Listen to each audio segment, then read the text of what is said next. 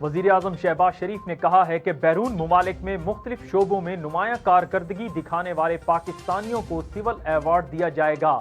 وفاقی دارالحکومت میں شہباز شریف کی زیر صدارت اور اوورسیز پاکستانیوں کے امور پر خصوصی اجلاس ہوا۔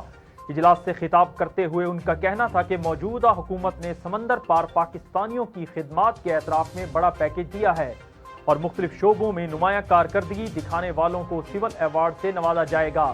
انہوں نے کہا کہ سمندر پار پاکستانی بیرون ملک پاکستان کے سفیر کا کردار ادا کرتے ہیں، مادر وطن کے لیے ان کی بڑی خدمات ہیں۔ وزیر اعظم کا کہنا تھا کہ سمندر پار پاکستانیوں کے جذبوں، وطن کے لیے محبت اور قربانیوں کو سلام پیش کرتے ہیں۔